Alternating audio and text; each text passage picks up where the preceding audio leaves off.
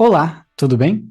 Aqui é o Luiz e este vídeo é um aulão onde nós vamos pegar nos mínimos detalhes e entender a API Exchange Info da Binance. Uma API importantíssima para você entender, conhecer e resolver problemas ligados a trades automatizados, seja com robô, integrações, plataformas, etc. Então, se você quiser diminuir os erros com seus trades e até mesmo resolver erros que você vem tendo, esse vídeo aqui vai te ajudar a dominar essa API. Então, vamos lá.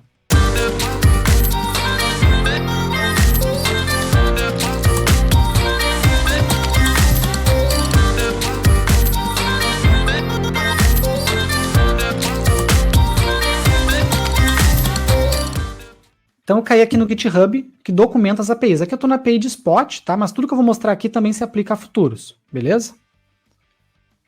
Outros mercados eu realmente não negociei, tá? Então Spot futuros eu sei que se aplica o que eu vou mostrar aqui. Então eu estou aqui na documentação de Binance Spot API Docs. Se eu vier aqui em REST API, que é a API principal de Spot, eu vou ter aqui, em dado momento, uma API que é essa aqui, ó, Exchange Information, tá? Que são os endpoints gerais, que são as APIs mais básicas, né? Testar a conectividade, verificar a hora no servidor da Binance, e tem uma API que é Exchange Information. Se eu acessar aqui essa documentação da Exchange Information, eu vou ver como é que eu chamo ela. É bem simples, é só fazer um GET nesta URL aqui. Como é só um GET nessa URL e essa é uma API pública, eu posso simplesmente abrir isso no navegador, tá? Que é o que eu tenho aberto aqui na outra aba. Só acessar essa URL aqui no navegador. No caso de Spot, é api.binance.com/api/v3/exchange-info. No caso de futuros, se não me engano, é fapi.binance.com/fapi/v1/exchange-info. Acho que é isso. Ó, é isso mesmo. Tá? Então, para futuros, nome da API também se chama Exchange Info, só daí muda um pouco a URL, é fapi.binance.com/fapi/v1/exchange info. Tá? Eu vou deixar depois as URLs na descrição da gravação da live, tá bom? Depois acessa aqui no canal, gravação da live, na descrição do vídeo vai estar lá os links para vocês, mas se procurar no Google também vocês acham bem fácil na documentação das APIs. Então, esta API aqui, Exchange Info, ela nada mais retorna do que um JSON, que é um objeto JavaScript, certo? Enorme, com todas as informações de negociação da corretora. Beleza? Eu diria que são as meta-informações, né? Que não são as informações do que está sendo negociado ali, os preços, as compras, as vendas, não é isso. Quando eu falo informações da exchange, seriam as meta-informações, seriam as regras de negociação. Então, quando vocês acessarem essa URL aqui, ele vai trazer esse JSON para vocês, o que eu recomendo que vocês façam é que vocês selecionem e copiem isso aqui para outro lugar, para alguma outra ferramenta, porque aqui no navegador é muito ruim de enxergar. Né? É um objeto muito grande, né, com letrinhas miúdas, mesmo dando zoom, vocês não vão conseguir interpretar direito por aqui. Então vocês podem usar um Ctrl S para salvar, como .json, ou, né, Ctrl A, Ctrl C e cola em outro lugar, certo? Eu vou abrir aqui, ó, no Visual Studio Code, tá? Que é a ferramenta que eu costumo utilizar.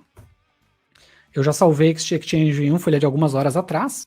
Daí eu colei aqui aquele conteúdo que vocês viram ali no navegador e usei o atalho Alt-Shift-F, se não me engano. Sempre esqueço. Eu faço no automático e me esqueço na hora de explicar. Alt-Shift-F, que daí ele denta o código pra gente. Tá?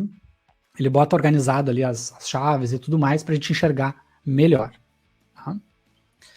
Então, entender este arquivo aqui, que é o resultado da API, importante vocês pegarem isso atualizado, porque essas informações mudam de tempos em tempos, certo? Entender esse retorno aqui aumenta substancialmente a assertividade da submissão das ordens de vocês, né? Diminui a chance de vocês terem erros consequentemente. O que ele me traz? Primeiro, time zone. Então, qual é o fuso horário que a corretora trabalha? Tá? No caso aqui, UTC. Então, UTC, para quem não sabe, né, é a Universal Time Coordinate, acho que é uma coisa assim, que é o tempo universal, que é o tempo zero, né? Que fica lá no meridiano de Greenwich, né? Que corta o planeta bem no meio ali, né? Os hemisférios não, os lados, né? Esquerdo e direito, oriental e ocidental do planeta. Você tem aquela hora e aquela hora que a Binance ali trabalha, tá? E aí logo abaixo ela te traz o server time, que é a hora atual no servidor deles, no instante que você pediu, né, essas informações da corretora. Então isso aqui é um timestamp, certo? Você tem que pegar isso aqui e jogar em alguma ferramenta que converta timestamp para data e hora. Logo na sequência, o Exchange Info ele me traz o rate limit. Tá? A API ela tem limites de utilização. Aqui no caso, esse Exchange Info é da API de spot. Tá? Ele tem os limites de spot. Se você estiver olhando o Exchange Info de futuros, aquelas são as informações para a API de futuros. Então podem mudar, tá, os limites de utilização de cada API. Mas aqui basicamente você tem as regras, né, de peso de request por minuto, ordens por segundo, ordens por dia e requests puras por minuto. Tá bom? E aí você tem as regras, né, para cada um desses tipos de controles de uso da API. Beleza? Se você receber um erro, código 429, por exemplo, quer dizer que você está estourando esses rate limits. Você está abusando da API. Tá? Tomou um 429 quer dizer que você está abusando, e se você tomar um 403 quer dizer que você foi bloqueado. Beleza? O 429 ele pronuncia o bloqueio. Então tomou um 429, dá uma olhada aí, porque seu robô pode estar meio descontrolado. Tá bom? Mas isso fica para uma outra hora. Não é isso que eu quero entrar com vocês, eu quero entrar nas regras de negociação. As regras de negociação, elas começam aqui, ó, a partir de symbols. Symbols é uma propriedade do Exchange Info que traz um array, vocês podem ver aqui pelos colchetes, certo? Um array de objetos. Para cada symbol negociado na corretora, você vai ter um objeto, certo? Então, reparem que esse símbolo aqui começa aqui, na linha 32, e vai até aqui na linha 110. Depois começa outro símbolo aqui embaixo. Então, a gente vai se ater a um símbolo, porque se a gente aprender para um, vai valer para todos os demais, certo? Todos os símbolos seguem a mesma estrutura. O que eu tenho aqui nas informações do símbolo? Primeira informação, o símbolo em questão. Regras de quem? Aqui eu estou falando de regras de ETH-BTC. Isso significa o quê? ETH negociado em BTC, certo? Ou Ethereum negociado em Bitcoin. Isso quer dizer essa informação aqui do símbolo. Eu vou ter uma moeda na esquerda e uma moeda na direita, formando um par. A moeda da esquerda, o ETH, é sempre o que a gente chama de base, moeda base. E a moeda da direita, nesse exemplo aqui, o BTC, é o que a gente chama de quote, né, ou moeda de cotação, certo? Então, esta aqui é a moeda que eu quero comprar ou vender. Esta moeda aqui é a que eu quero, né, gastar ou receber. Perfeito? Então, isso aqui é um pouco confuso, TH-BTC. A gente pode pegar algum outro exemplo mais fácil de não se perder. Por exemplo, o BTC-USDT. Tá? Reparem que eu dei um Ctrl F aqui, ó, e procurei um outro símbolo qualquer e já fui para a linha onde tem a explicação das regras de negociação daquele símbolo. Então é sempre bacana você ter uma cópia disso aqui guardada na máquina de vocês, ou baixar de tempos em tempos, né? Para vocês poderem fazer essas consultas rapidamente das regras de cada símbolo que vocês forem operar.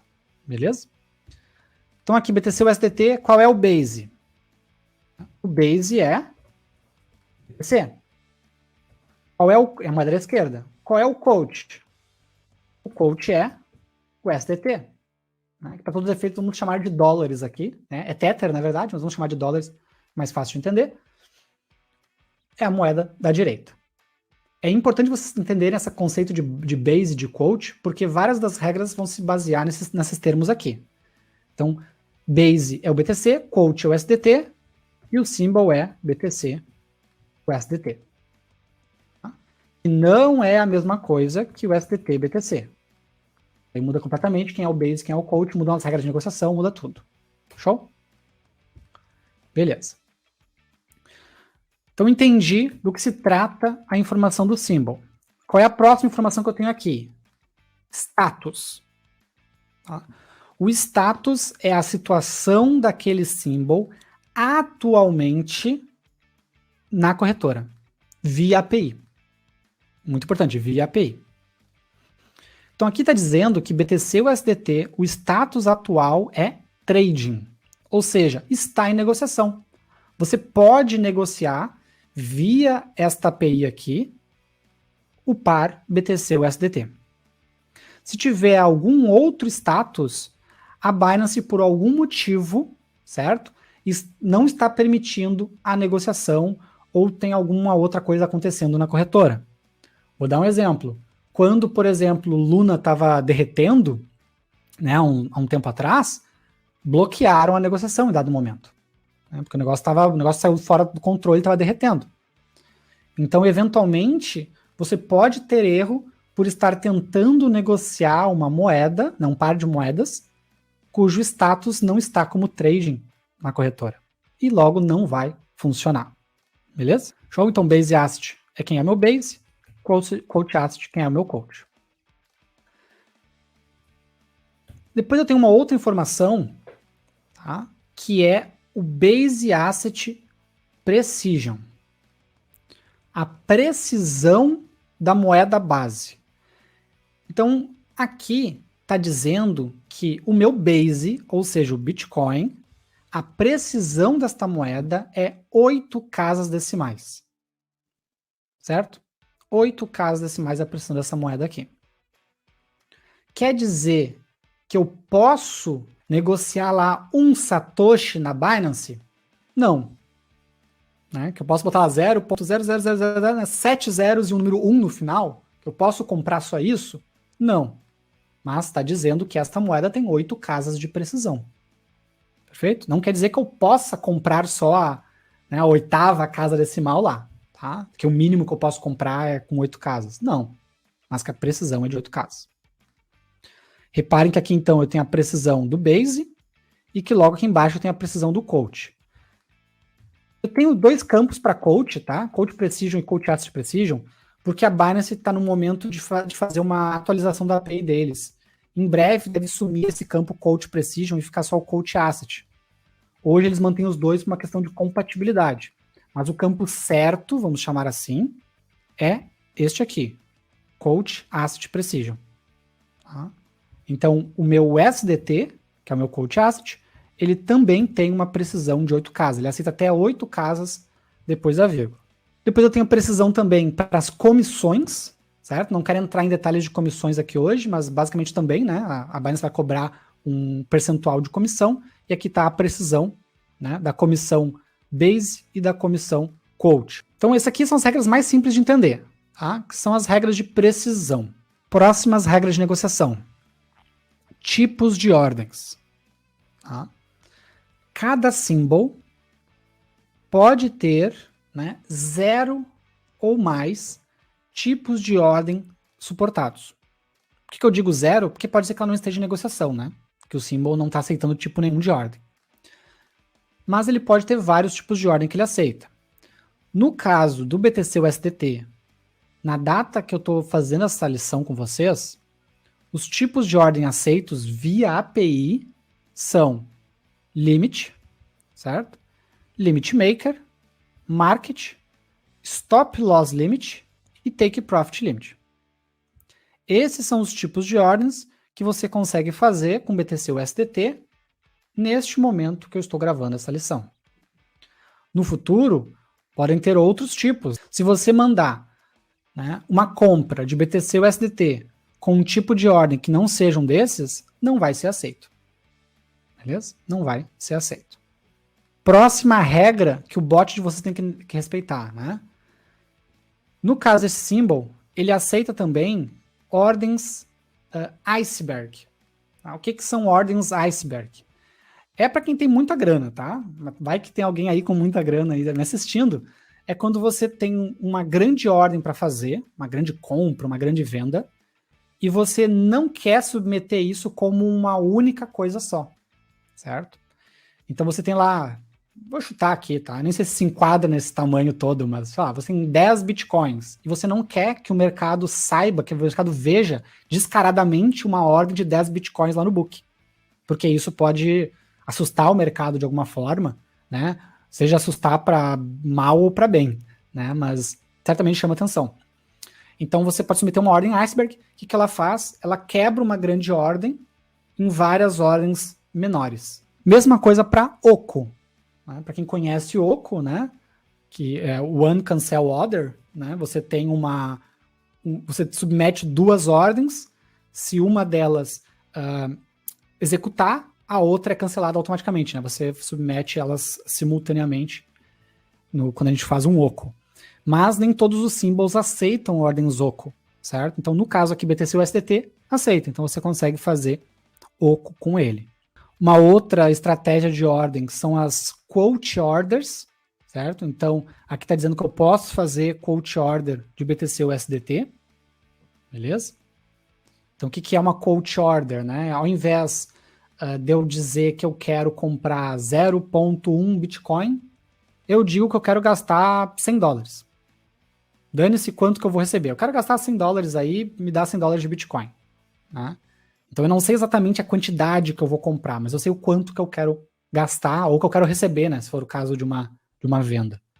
Então aqui me diz que eu posso fazer esse tipo de estratégia com BTC USDT neste momento na corretora. Depois aqui tem uma outra regra, né? Essa aqui é mais recente, tá? Recentemente, a API da Binance, tá? Até onde eu me lembro, manualmente você ainda não consegue fazer isso, mas recentemente na API da Binance eles colocaram a opção, na API de spot, eles colocaram a opção de fazer trailing stop também, certo? Isso já tinha em futuros já há muito tempo, mas não tinha na API de spot. Agora tem, então a gente tem essa propriedade aqui, dizendo se eu posso fazer ou não posso fazer trailing stop, tá? Para este símbolo em questão. Para quem não sabe, o trailing stop é um tipo de ordem, né? Na verdade aqui no caso é uma variação, né, de tipo de ordem, que o stop, né, que é o gatilho de preço para a ordem ser executada, ele é móvel, ele vai acompanhando a tendência do mercado, né? Então se o mercado está em queda, eu posso fazer um trailing stop para acompanhar a queda e tentar comprar no ponto mais baixo, ou se o mercado está em alta, eu posso ter um trailing stop para acompanhar a alta e tentar comprar no ponto mais alto, certo? Nem todos os símbolos dá para fazer isso, e até onde eu me recorde, podem deixar nos comentários aí se eu estiver enganado, porque realmente faz um tempinho que eu não opero tanto manual, eu opero mais com bots, tá? Não estava dando para fazer isso manualmente pelo painel, realmente só via API, tá? Talvez, imagino eu que eles vão botar isso no painel também, tá? Avisem aí no chat se já está aparecendo no painel essa opção de trailing stop em spot, tá? Em futuros eu sei que aparece. Então, essas regras booleanas, elas são todas muito simples de entender, tá? Eu não quero ficar me entendendo muito nelas, eu quero pular para algumas que são mais complexas, mas basicamente é um true ou false dizendo se você pode ou não pode fazer algum tipo de negociação, né? Negociação margem, negociação spot, trailing stop e por aí vai. Tá? Então, tô negociando spot? Tô negociando spot. Tô negociando margem? Tô negociando margem. Beleza? Então, essa questão bem direta, né? É binário, bem direto. O bicho pega mesmo, e onde eu tenho o maior número de pedidos de ajuda, vamos dizer assim, tá? É aqui na seção Filters. A seção Filters é a que causa mais confusão e é a maior seção também. Se vocês virem aqui, ó, seção Filter aqui, vai até aqui embaixo, certo? Vai até aqui embaixo. E é a seção aí que mais causa dúvidas no pessoal e é onde eu espero aqui trazer maiores esclarecimentos. O que são os filters? Os filters é o que eu mencionei, quando você manda a ordem para o book, que ela passa por uma série de análises, ela passa por uma pré-análise para ser aceita ou não no book, certo? E daí eu tenho vários tipos de filtros pelos quais a ordem de vocês vão passar. Se qualquer um desses filtros aqui recusar a ordem de vocês, já era, vai voltar um erro para vocês, explicando em qual filtro não passou. Por exemplo, price filter. Vai vir alguma coisa assim. Vai vir um erro, um código de erro e uma descrição.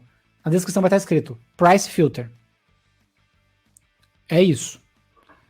E aí, mas Luiz, o que deu de errado com o meu preço? Aí você tem que vir no Exchange Info e olhar as regras de price filter para aquele símbolo. Quer dizer que você ou não respeitou o preço mínimo, ou que você não respeitou o preço máximo, ou que você não respeitou o tick size, que são aqui no caso os filtros de preço. Se você olhar Exchange Info de futuros, os filtros podem ser diferentes e principalmente os valores deles podem ser diferentes. E se você fizer a operação manualmente na Binance, pode também mudar completamente. Tá? Ela pode ser mais permissiva, ser menos permissiva. Não existe uma equivalência obrigatória. Tá? Então, eventualmente alguém fala assim, mas Luiz, eu estou aqui na painel da Binance agora e eu estou conseguindo fazer essa negociação. Eu estou conseguindo colocar X casas depois da vírgula. Eu estou conseguindo comprar só X. E pelo robô que você ensinou não está funcionando. Tudo bem? Porque via API as regras são diferentes do que manualmente. Beleza? Show. Então vamos entender aqui algumas das principais regras, tá? Não tem como a gente ver todas, porque são muitas aqui, mas pegando algumas principais, vocês vão entender o panorama como um todo. Vou trazer aqui as mais comuns, certo? E aí vocês vão conseguir aí reduzir, tenho certeza, né, drasticamente os erros dos bots de vocês, mas principalmente aumentar o entendimento desses erros quando eles acontecerem, para que vocês consigam, numa segunda tentativa, numa próxima oportunidade, fazer ainda melhor. Um ponto importante salientar também é, pode ser que a ordem de vocês passe num filtro de preço e falhe num filtro de min notional. Ou passe num filtro de min notional e falhe num filtro de lot size, certo? Então, a Binance, ela vai mandar para vocês qual é o filtro que ela recusou. Ela não vai mandar todos os filtros, ela vai mandar para vocês o primeiro filtro que ela encontrou erro. E aí ela já aborta a missão, você tem que reenviar a ordem corrigida, certo?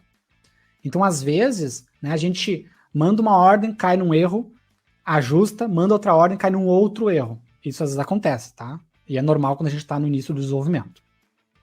Então, primeiro dos filtros comuns aqui de dar problema, tá? Price filter. O que é o price filter? Filtro de preço. Quando ele submete uma ordem, tem um campo que é o preço. Com exceção de ordens a mercado, em que aí o preço ele é do mercado, né? A gente não define o preço. Por exemplo, uma ordem limite. Ordem limite, você vai ter um campo price, né, que você vai submeter o preço limite da sua ordem, certo? Este preço que você vai submeter, por exemplo, 10 mil. Vou dizer que eu estou negociando aqui BTC USDT, né? BTC USDT. E eu passei um price de 10 mil. Vou tirar o ponto aqui, tá? Mas é 10 mil.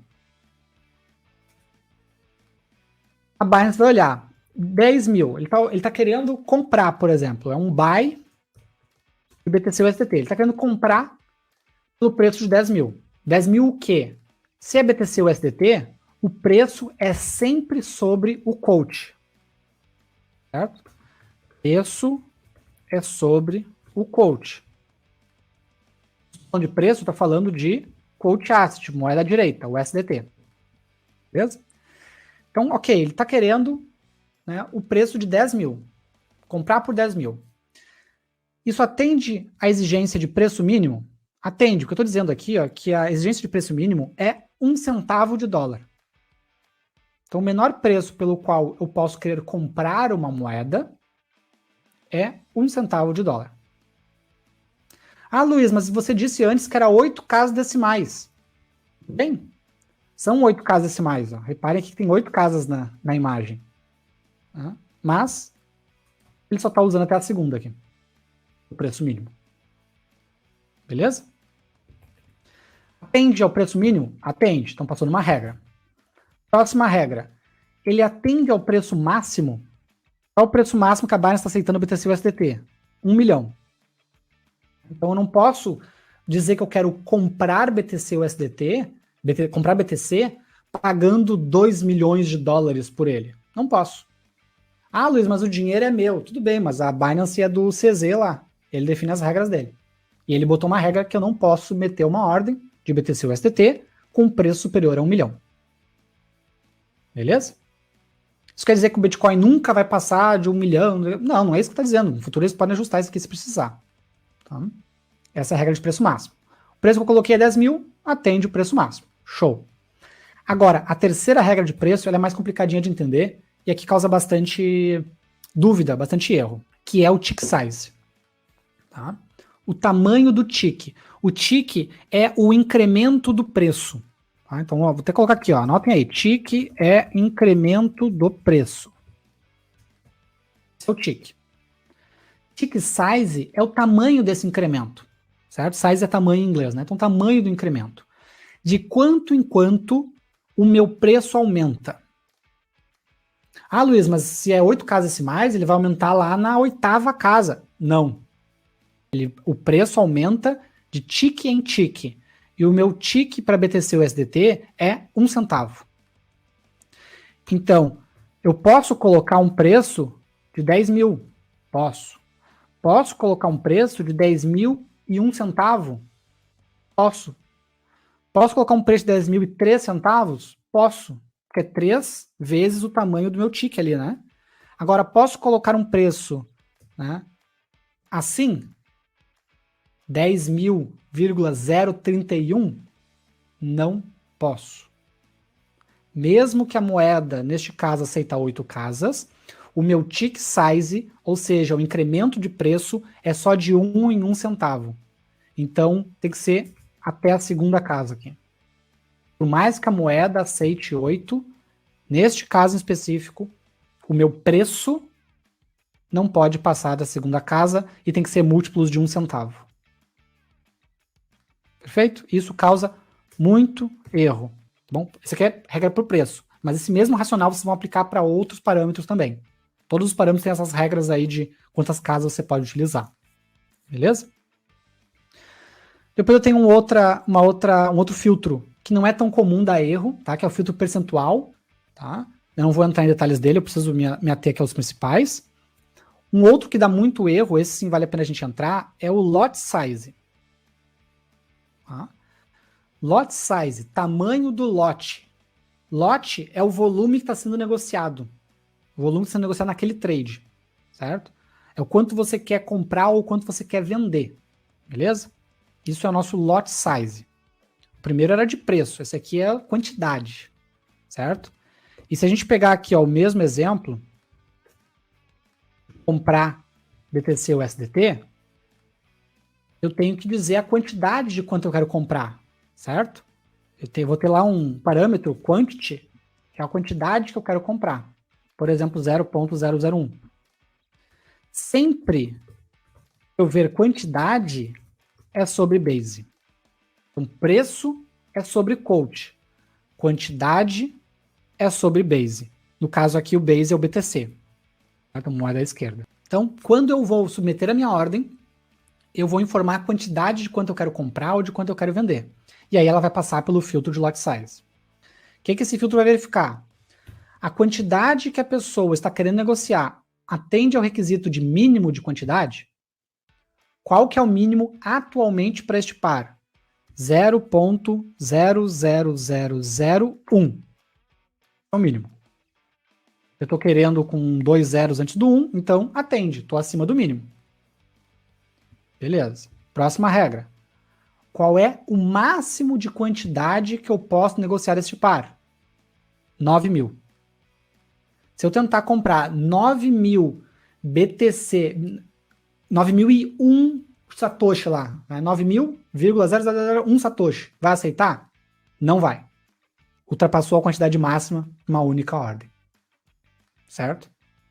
Então, eu não posso negociar mais de 9.000. Quantidade é sempre sobre a base. Então, 9.000 BTC. Certo? Então, mínimo e máximo, super fácil de entender. A porca torce o rabo é no terceiro filtro de lote, que é o step size. Tá? O step size é o incremento de quantidade. Ele é tipo tick size, só que ele é um incremento de quantidade. E é aqui também que as pessoas se atrapalham, porque elas querem gastar os centavinhos, né, que tem na carteira, muita casa decimal que tem lá na carteira, e não aceita. No caso de BTC USDT, as minhas quantidades, elas têm que ser múltiplas disto aqui, ó. É 0.00001. 4 zeros e o número 1. Então, no caso aqui, tá, vai funcionar. Né? No caso vai funcionar por quê? Porque eu estou querendo comprar 0.001, né? Que é múltiplo, né? Ele é divisível por esse 0.0001 aqui. Agora, se eu tentar negociar, por exemplo, alguma coisa assim, vamos ver aqui, ó, ele está falando de 5 casas. Se eu tentar negociar isto aqui, ó, isso aqui provavelmente não é múltiplo. Né? Eu posso até testar aqui. Não vai dar um número exato, vai dar um número quebrado aqui, o que indica que não dá uma divisão exata. E aí eu não consigo fazer, né, se der um número quebrado ali, eu não consigo fazer essa negociação. Tá? A olho nu, sem fazer cálculo, o jeito mais fácil é você ver se passou o número de casas. Esse é o jeito mais fácil. Né? Se aqui o step size vai até a quinta casa, né, isso quer dizer que eu não vou conseguir negociar a sexta, sétima e oitava casas do base, né? Na quantidade eu não vou poder conseguir informar essas últimas casas aqui, tá? Esse é o jeito mais fácil de interpretar a olho nu. Mas se você fizer uma divisão e o valor der com fragmentado, né? Vier com casas decimais, quer dizer que não é uma divisão exata, eu vou ter aí essa questão de que vai ser recusada a minha ordem por lot size, certo? Então, a pessoa olha lá, aceita 8 casas decimais, beleza. Ela sai querendo gastar todos os satoshizinhos que tem na carteira, Binance não vai aceitar, porque a quantidade tem que respeitar o step size, que é o nosso incremento de quantidade. Beleza? Show. E o terceiro, eu acho que é o último que vale a pena a gente entrar aqui no detalhe, é o Mean Notional. Tá? Então, Price Filter, Lot Size e Mean Notional é os 3 tipos aí de filtros que barram as ordens de irem parar no book. Tá? Os 3 principais tipos. O caso do Mean Notional, o que é o Mean Notional? Mean Notional é o mínimo nominal. O que é mínimo nominal? Aqui, a gente pode até colocar o valor mínimo nominal. O que é o valor nominal de uma negociação? É a quantidade multiplicada pelo preço. Então, se eu tenho numa ordem, é um buy BTC USDT. Buy BTC USDT. De 0.001 a 10 mil dólares, certo? O valor nominal dessa minha transação é 10 mil vezes 0,001. É 10 dólares. Certo? Então, o valor nominal de uma transação é a quantidade vezes o preço. Luiz, uma transação a mercado que não tem preço. É o preço do mercado vezes a quantidade que você quer negociar. Esse é o valor nominal. E o valor nominal de uma transação, independente que você esteja respeitando as regras de preço, que você está respeitando as regras de quantidade, se não respeitar o mínimo nominal, a ordem vai ser recusada. E no caso deste símbolo aqui, BTC USDT, na data que eu estou gravando essa lição, o mínimo nominal é 10. 10 dólares aqui para todos os efeitos, né? O Tether é pareado com o dólar. 10 dólares. Certo? Então, às vezes a pessoa manda assim, mas Luiz, eu estou respeitando as casas decimais. Eu estou respeitando o valor mínimo de preço de mercado. Mas você está falhando no mínimo nominal. Então, se eu colocar aqui, né, olha aqui em cima está dizendo que meu preço mínimo pode ser 1 centavo. Mas se eu submeter uma ordem limite a 1 centavo, né, eu vou ter que colocar uma quantidade muito grande para o mínimo nominal virar 10 dólares, por exemplo. Porque se ele não virar, a ordem vai ser recusada. Certo? Luiz, mas eu botei aqui o meu mínimo nominal, meu valor nominal da ordem é de 10 mil, né, e um monte de numerozinhos aqui na minha quantidade, um monte de casas decimais, passou no mínimo nominal e esbarrou num filtro de lot size, por exemplo. Pode acontecer. Você está negociando mais de 10 dólares, mas com uma quantidade inválida. Ou você está negociando mais de 10 dólares, mas com preço inválido. Então tem que passar em todos os filtros para a ordem ser aceita. Certo? E se você está trabalhando no desenvolvimento de um bot, é importante que você coloque essas lógicas todas dentro do bot para que ele consiga submeter as ordens com a maior assertividade possível. Porque a coisa mais triste que tem é quando você tem uma estratégia bacana, não acontece o tempo todo, mas quando ela acontece, o robô vai submeter a ordem e dá erro na submissão, porque faltou algum ajuste desses na sua lógica. Beleza? Depois aqui tem mais alguns outros filtros de iceberg, filtros específicos de lot size para mercado, que é a mesma lot size aqui de cima, tá? Só que específico daí para ordens a mercado. Beleza? O trailing delta aqui são o filtro específico para fazer trailing stop no mercado spot. Tá? Então tem aqui as regras específicas de trailing delta. Filtros de número máximo de ordens, né? E filtro de número máximo de ordens algorítmicas, que é oco, e acho que trailing stop também entra nesse algo orders aqui também. Tá? E por último, o que eu tenho aqui é quais as permissões necessárias na chave de API para poder negociar esses pares de moeda aqui. Né? Então, para poder negociar BTC USDT, eu tenho que ter permissão de spot, né? E se for negociar em margem, tem que ter permissão de margem. E aí, conseguiu finalmente entender todos os detalhes que a API Exchange Info guarda? Conseguiu entender a importância dela e como usar ela para resolver os seus problemas com os trades? Se você ficou com qualquer dúvida sobre a API Exchange Info, deixa aqui nos comentários que eu respondo todo mundo. Agora, se você achou que valeu a pena assistir o vídeo, considere aí deixar o seu like para ajudar em que esse vídeo chegue em mais pessoas e se inscreva no canal para não perder os próximos. Saem vídeos novos por aqui todas as semanas. Então, um abraço e até a próxima. Valeu!